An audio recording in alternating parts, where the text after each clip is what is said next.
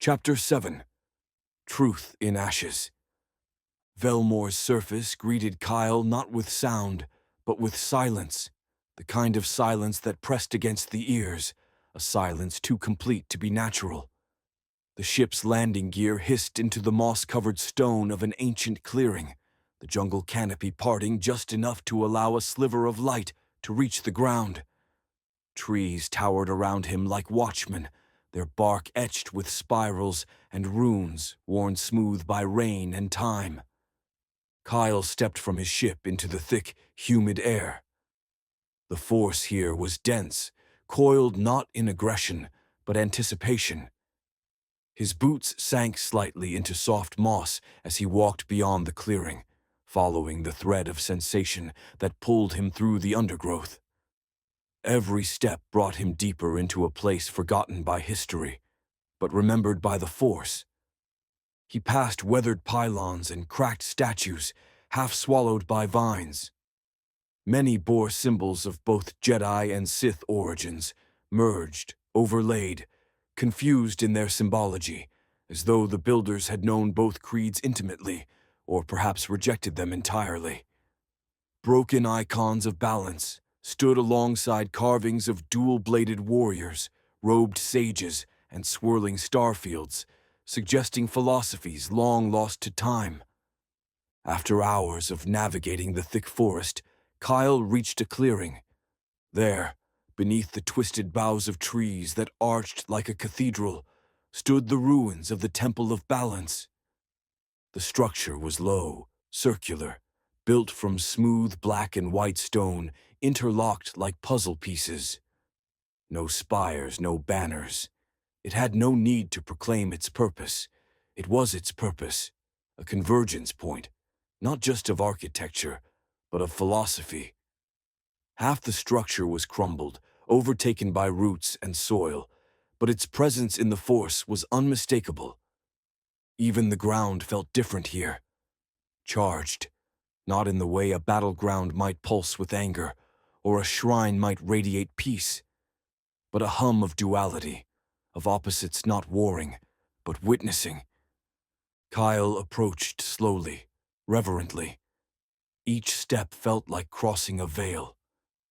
Inside, the air was cooler. The chamber was open to the sky in places where the roof had collapsed. Vines hung like drapes. Shafts of golden light fell across stone benches arranged in concentric circles, as if the temple had once been used for meditation or discourse. The walls bore faded murals, a robed figure cradling both a kyber crystal and a flame, another surrounded by storm and stillness alike. The very stones radiated memory. And at the center, half buried beneath a broken slab of stone, pulsed a dim red light. Kyel knelt. He brushed away soil and debris, revealing a cube the size of a clenched fist, its surfaces smooth, humming faintly with energy. Ancient glyphs flowed across its faces, shifting slowly, too old for any modern tongue to translate. Some looked vaguely familiar, others impossibly alien, shapes formed as if language itself had yet to be born. The holocron. It did not resist him. He placed his hand gently upon it, and the pulse increased, soft but steady, syncing with his heartbeat. The stone floor beneath him warmed, not from the sun, from memory. A voice stirred, not spoken, not male or female, not light or dark. It simply was. "Why are you here?" Kyel closed his eyes. "I seek understanding." The holocron vibrated faintly. "To understand what?" Kyel hesitated, then whispered, "To understand myself, and what we've forgotten." A long silence followed. The air thickened, as if the temple itself had inhaled. Then the cube lifted from the ground, hovering in the air between them. A beam of light emerged, forming a ring of symbols that flickered with shifting colors: red, blue, silver, green. None held dominance. The colors blended, braided into one another like strands of thought. The sound of a windless chime echoed faintly through the chamber. The Temple of Balance had never been aligned to one side, and neither was the holocron. "You walk a narrow path," the voice said. "Not of peace, not of power, but of choice." Kyel opened his eyes. "Yes," he said. "That's why I came." The holocron pulsed once more. Then it opened. Panels unfolded like petals, revealing an inner core that shimmered with liquid light. Holograms rose, not of battles or teachings, but of questions. A figure emerged from the light, featureless, hooded, and half-formed. Its voice spoke again, layered with echoes of many tones. "Are you ready to unlearn?" Kyle's heart beat faster. Yes. And the holocron showed him what the Force had forgotten. The holocron opened like a flower unfolding in a breathless moment. Its light filled the chamber, not blinding, but soft, penetrating. It did not flood the space with power. It soaked into it. The broken walls, the moss-covered floor, even Kyle's skin and bones seemed to absorb the light and reflect it, as if it had been waiting for this reunion. Kyel remained kneeling. The air tasted metallic, sharp on his tongue. Time no longer held its shape. He felt as though he sat not in a ruin, but in a nexus, where past and present converged into meaning, and the Force stood fully unveiled. The temperature of the room shifted, colder in his lungs, warmer at his spine. He could feel the breath of ancient echoes moving around him, grazing the edge of his awareness like fingers brushing memory. Then came the voices. First, one, old, calm, familiar. There is no ignorance, there is knowledge. A Jedi voice, a woman, stern yet patient. The tone of someone who taught not because she must, but because she believed she could save the galaxy one student at a time. Her words settled over him like woven linen, soft but unyielding. Then another, deeper, wounded, compelled. Peace is a lie. Through passion, I gain strength.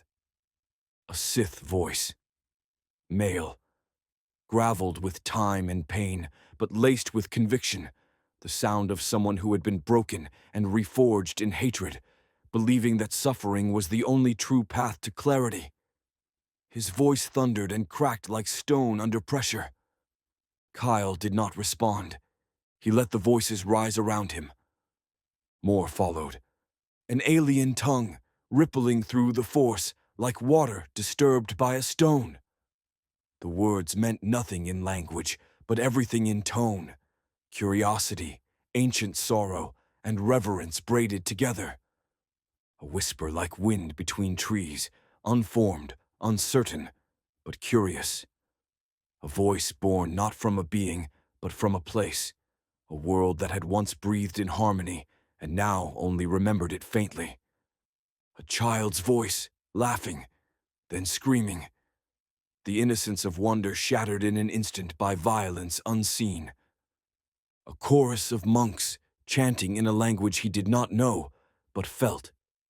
The cadence steady, reverent, and circular, as if the knowledge repeated had no beginning and no end. They overlapped, collided, harmonized, dissented. A Jedi Knight dying on a battlefield, crying out for forgiveness, not from enemies, but from the order he had failed to uphold. A Sith alchemist poisoning her mind in pursuit of perfect form, chanting to herself as her body withered under her experiments. A wanderer, neither Jedi nor Sith. Speaking softly, to believe the Force chooses sides is to misunderstand its nature. The hologram shifted, now displaying images. The twin suns of a desert world setting together over a scorched canyon. A robed woman walking into the sea, robes dissolving into the water as she let the force carry her into silence.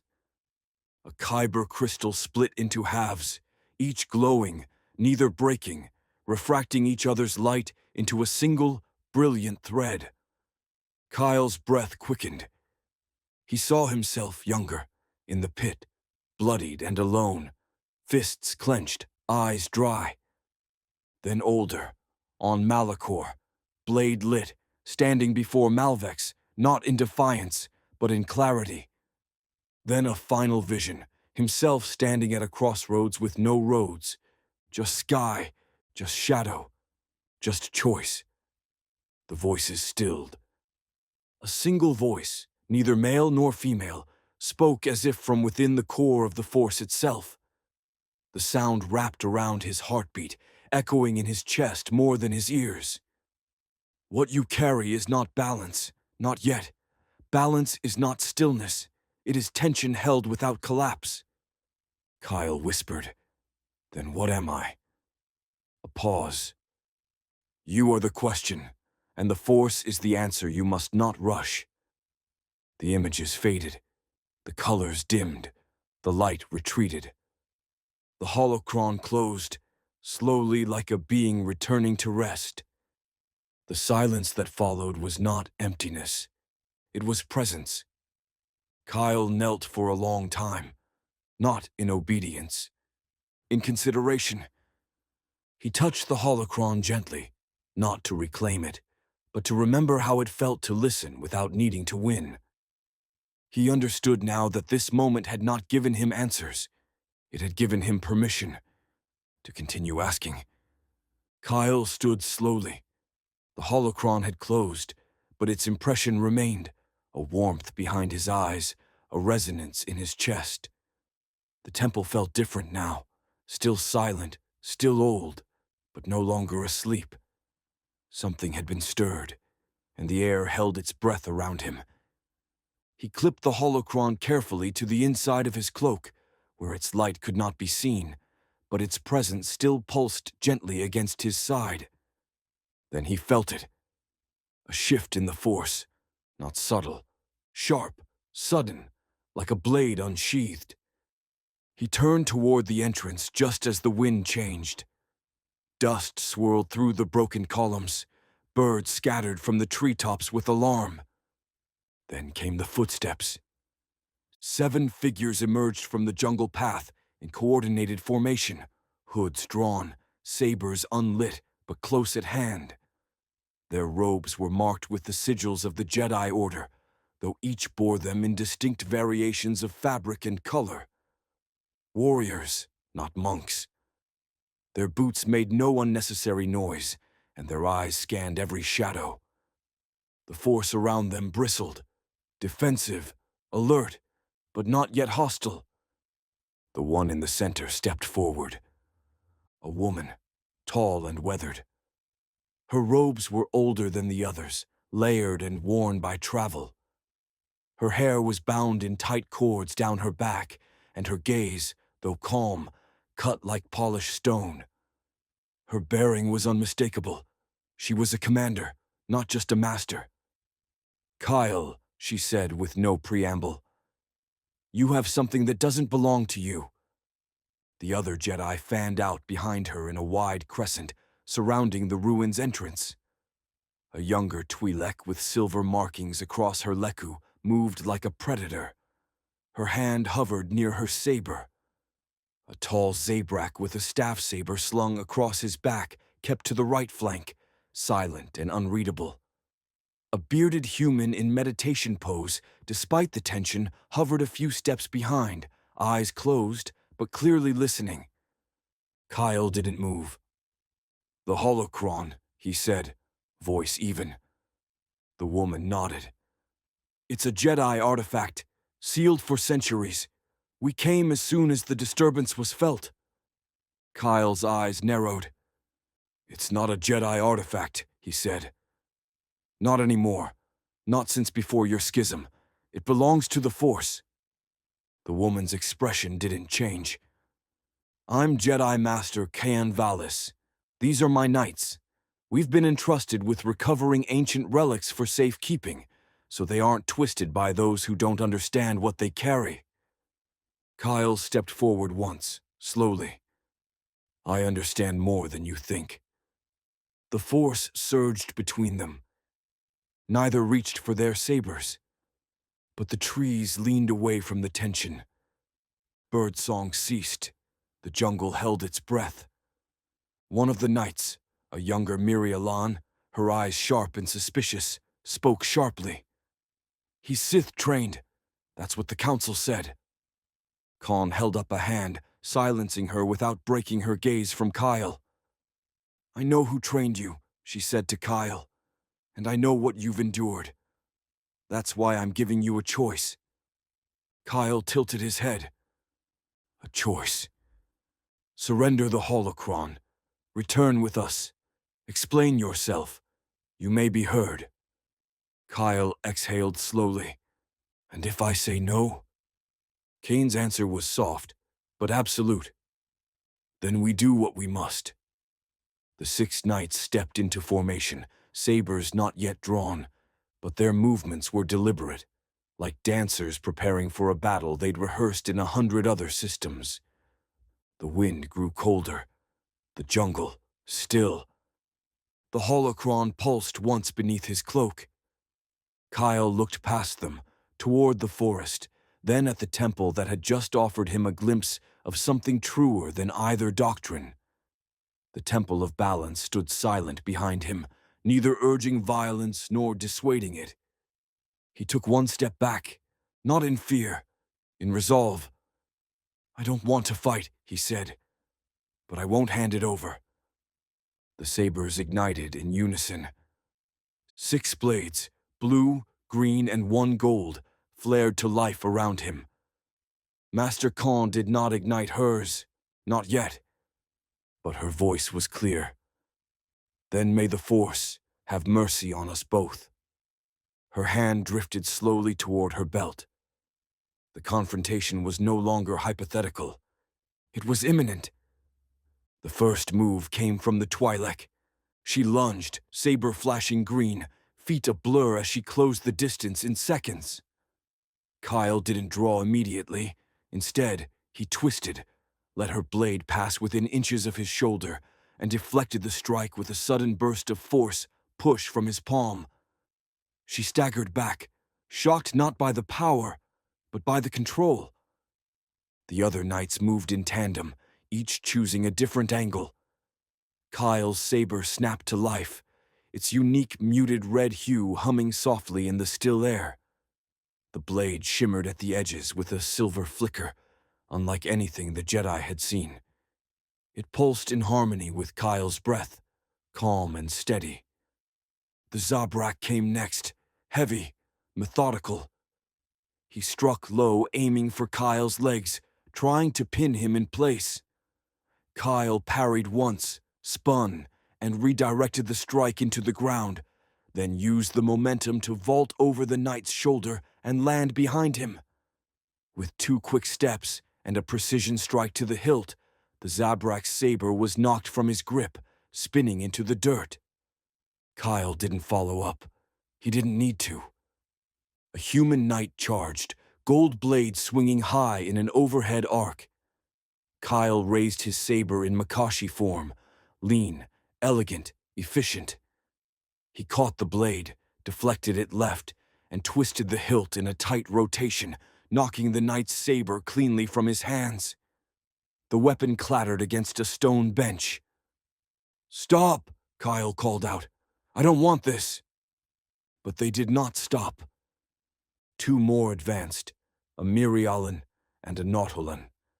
Their coordination was flawless, one striking from the left, the other circling wide to flank. The Mirialan moved with the quick, darting precision of someone trained in a Taru, while the Nautolan used a flowing Xian technique, trying to force Kyel onto the defensive. Kyel ducked beneath a sweeping blow, kicked the Mirialan in the stomach, and used the force to yank a chunk of fallen rubble between him and the Nautolan's advance. The rock shattered under the second strike, but it bought him time to pivot. He turned, wrist snapping the saber in a tight arc to catch the Mirialan's next strike. Sparks flared as their blades kissed. Kyel turned her blade aside and moved in with a quick elbow to her shoulder, enough to disorient, not to injure. The Nautilon pressed again, but Kyel sidestepped, brought his saber down gently against the hilt. A spark, a flicker of silver, and the saber dropped to the ground. 3 down, none dead. The force vibrated around him, not in fury, but in focus. He was centered, calm, a storm without the wind. His blade was not an instrument of domination, but of intent, a scalpel where others brought axes. The remaining Jedi held back now. Their formation was broken, their confidence shaken, not by defeat, but by restraint. Kyel had disarmed 3 of them, turned aside a dozen attacks, and not once had he lashed out in anger. Only Master Khan remained, unmoved, her saber still unlit. The others rose slowly, bruised but breathing. They looked to her for guidance. She studied Kyel, his blade, his stance, his breath. Her eyes narrowed slightly, not in suspicion but in re-evaluation. "You could have killed them," she said. Kyel deactivated his saber. The muted red blade hissed into silence. "But I didn't." The clearing grew still. A light breeze rustled the canopy above. Somewhere distant, the jungle exhaled. Khan's hand lowered. "You were trained by a Sith," she said, "but you fight like something else." "I fight like someone who remembers pain," Kyel said, "and doesn't want to cause more of it." Khan nodded once. "This isn't over." "I know." He turned toward the forest, the holocron still pulsing at his side. As he walked away, none followed. Not out of defeat, but out of recognition. Kyel didn't make it far. The forest swallowed him quickly, branches clutching at his cloak like fingers, the ground uneven beneath his boots. His breath came shallow and ragged. The fight had not left him unscathed.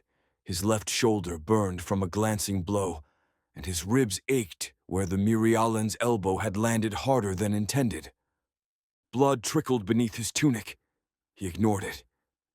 He moved deeper into the jungle until the temple was out of sight, the shadows stretching long as the sun began to dip behind Velmore's distant peaks. The ache in his limbs grew heavier with each step, the burden of the holocron at his side beginning to feel like it weighed worlds. Finally, he stopped, collapsed onto a stone outcrop, half covered in moss and fungus.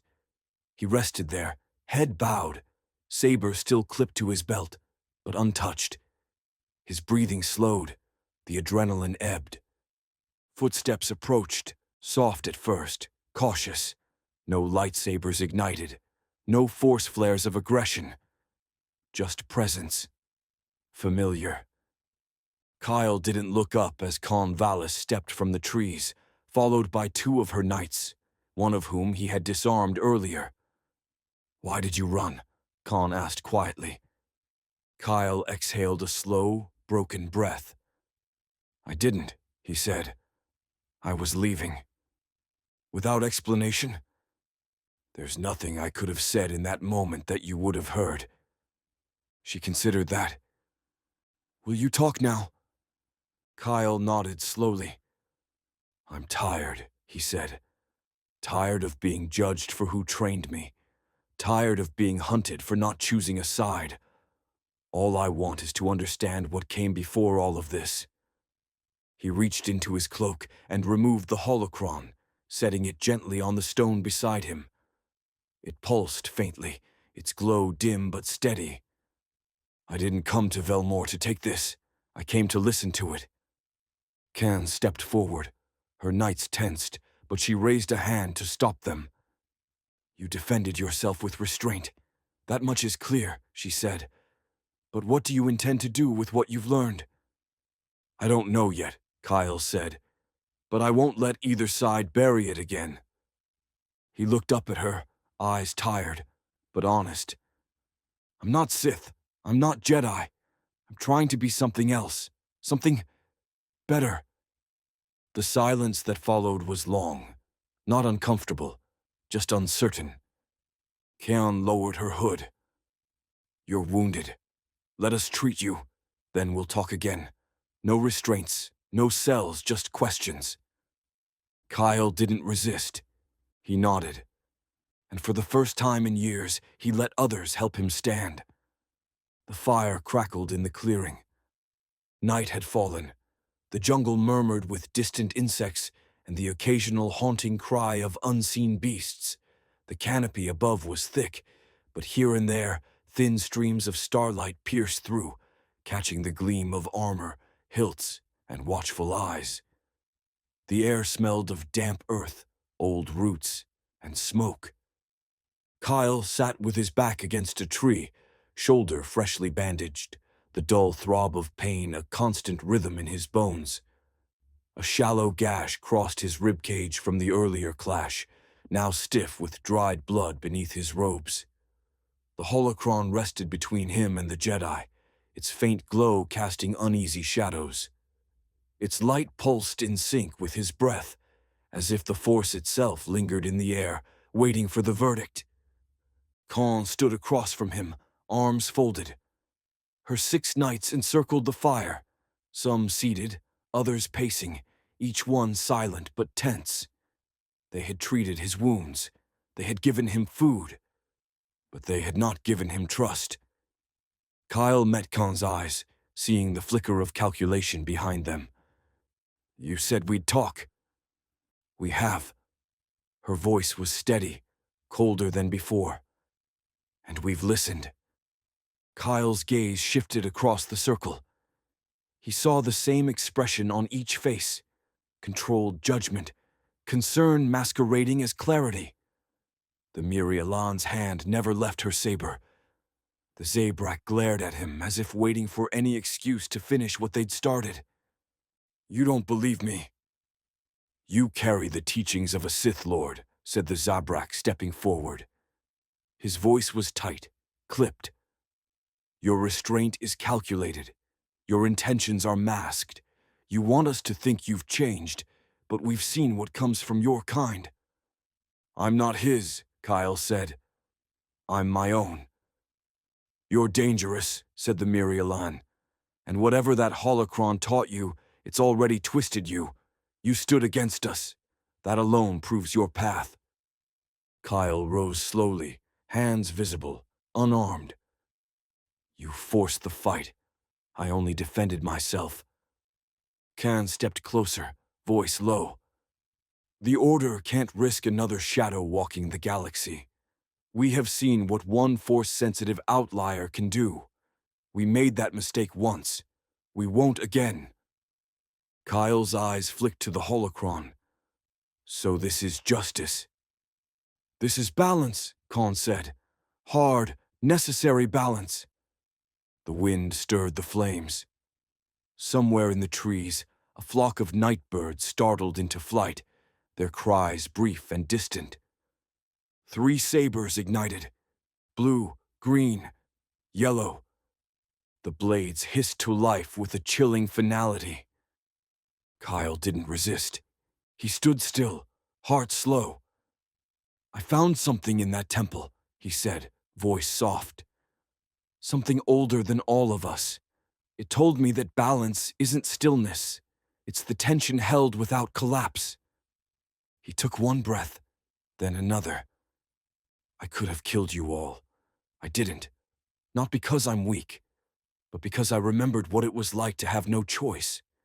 You're about to take mine. The knights stepped forward. Kaon did not stop them.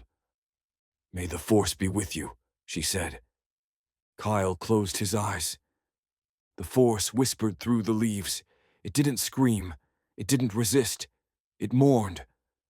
The first blade pierced his side, the second his chest, the third his throat. He fell. The holocron flickered once, then went dark. Its light, like him, extinguished. The jungle too fell silent. Only the crackle of the fire remained. The stars were quiet above Malachor. The dead spire loomed over a blackened plateau, its obsidian towers jagged against the pale void. Deep within, beyond layers of ancient stone and shadowed corridors, Darth Malvex stood alone in the spire's meditation chamber. He had not moved in hours. His cloak hung still. His breath was shallow, silent. The force coiled tightly around him, like a predator waiting to strike. And then he felt it, a fracture, a rupture that didn't echo outward, but inward, like a thread pulled from the center of a web. He gasped. The air in the chamber snapped taut. The crystal sconces flickered and dimmed.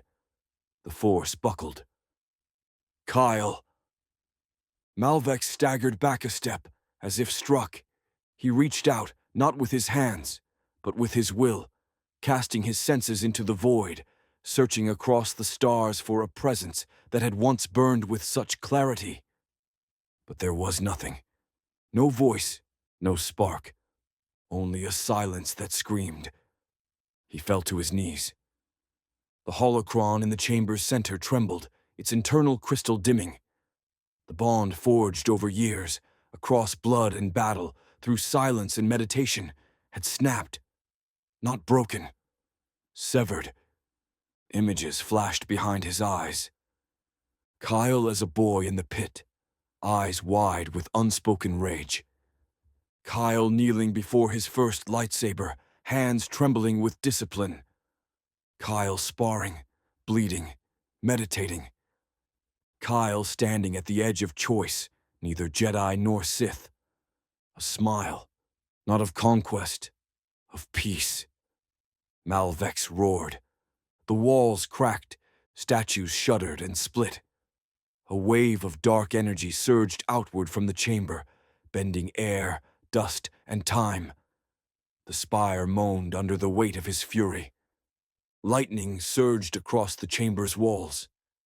Ancient glyphs, long inert, flared to life in jagged crimson patterns. The energy danced from one rune to the next, casting shifting shadows that moved as if alive. He stood slowly, the fury not subsiding, but refined. Someone had taken his apprentice. Someone had dared to decide for Kyel what his end should be. The Jedi. He knew it, not by evidence, but by instinct. By the faint echo of Kyle's final thought, still etched into the Force like a dying star. There had been no fear, only a silent knowing, a calm surrender, the dignity of a soul who chose to stand alone rather than bow. Malvex clenched his fists. The air around him thickened, the oxygen itself vibrating with suppressed rage. He crossed the chamber with purpose, past a colonnade of ancient Sith relics, past the cracked pedestal where Kyel once meditated. Every step echoed like a war drum. He entered the archive vault. Shelves carved into black stone loomed high above, filled with scrolls, data tomes, and relics bound in lead and bone. Malvex moved directly to a sealed niche at the back. With a gesture, the lock hissed open, revealing a map, old, fragile, etched in a combination of Sith script and pre-schism glyphs. He tore it free from the wall, laid it across the ritual table, traced a single finger across its dusty surface. Velmor. He spat the word as if it were venom. His voice was low, cold. I gave you freedom, and they took it from you. The holocron in the chamber flickered once, as if in mourning. He opened his hand. Lightning danced across his palm. The Force swelled around him, drawn to his fury like blood to a wound. The entire spire responded, groaning, creaking, as though awakening from centuries of sleep. Then I will take everything from them. He didn't roar again. He simply acted. And in the darkness of Malachor, The dead world stirred once more.